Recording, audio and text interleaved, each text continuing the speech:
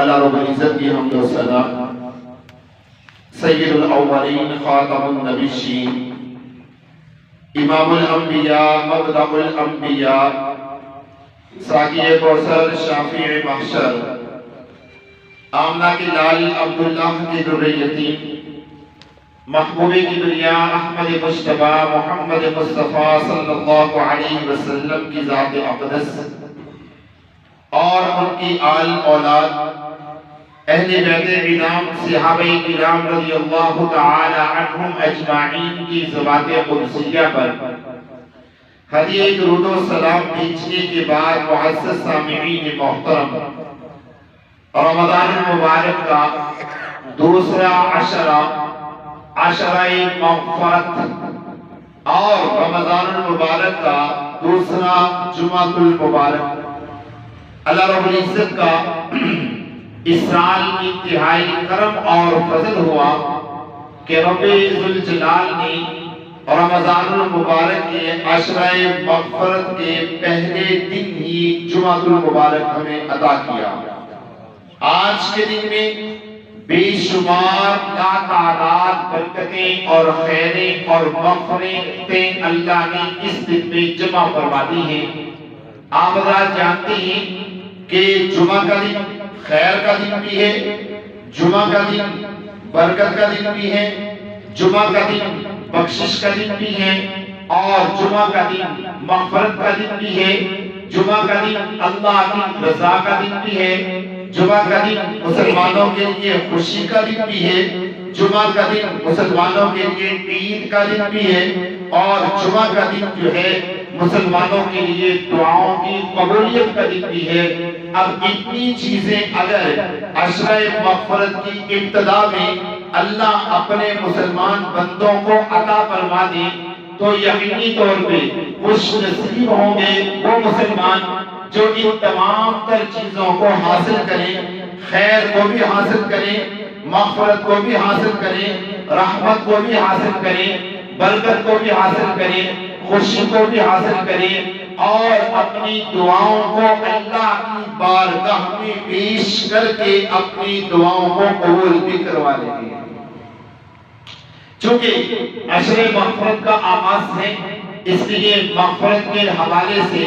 تین باتیں آپ کے سامنے عرض کروں گا۔ نمبر ایک، مغفرت کا معنی کیا ہے؟ نمبر دو، مغفرت کس طریقے سے کن کن طریقوں سے ممکن ہے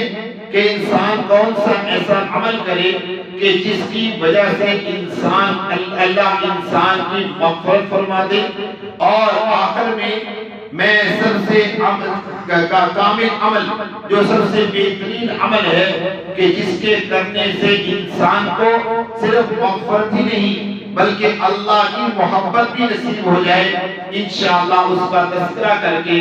اپنی بات کو ختم کر دوں گا۔ میں دوستو، مغفرت یہ اردو زبان میں بھی استعمال ہوتا ہے اور عربی زبان میں بھی استعمال ہوتا ہے۔ اس کا معنی ہے عفو، درگزر کرنا، معاف کر دینا۔ اللہ رب العزت نے قرآن مجید میں واضح طور پہ ارشاد فرمایا، سابقوا الی مغفرۃ من ربکم، کہ تم دوڑو اللہ کی مغفرت کی طرف، تم دوڑو اللہ کی مغفرت کی طرف، اور ایسی جنت کی طرف دوڑو جس کی چوڑائی اللہ رب العزت نے آسمان اور زمین کے برابر بنائی ہے۔ لوگ سوال کرتے ہیں کہ جنت کتنی بڑی ہے، اس کا جواب اللہ نے قرآن میں دے دیا کہ جنت زمین سے لے کر آسمان تک بڑی ہے، اور آج تک کوئی شخص بھی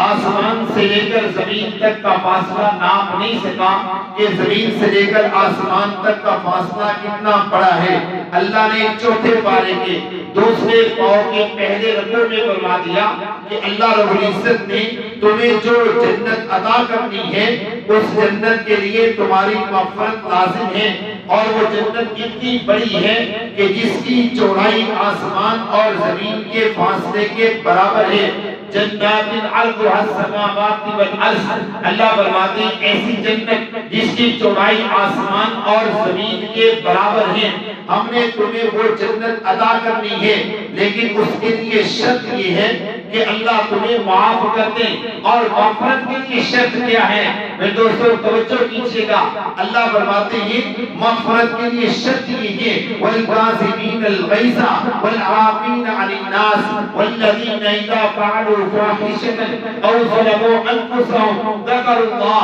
4 کام جو شخص کرے گا اللہ اس کی بخشش کر دیں گے. نمبر 1 اگر کسی سے کوئی گناہ ہو گیا. نمبر 2 اگر کسی نے ظلم کر دیا اللہ کے سامنے آ کر رونا شروع کر دو, اللہ کے سامنے گر گرانا شروع کر دو, اللہ کے ذکر میں مصروف ہو جاؤ, اللہ کی عبادت میں مصروف ہو جاؤ, اللہ کے سامنے جھک جاؤ. اللہ فرماتے ہیں کہ میں تمہاری بخشش کر دوں گا. اور دوسرا میرے دوستو اللہ فرماتے ہیں والکاظمین الغیظ والعافین عن الناس. اللہ فرماتے ہیں کہ تم زمین والوں کو معاف کر دو آسمان والا تمہیں معاف کر دے گا. تم زمین والوں کی بخشش کر دو آسمان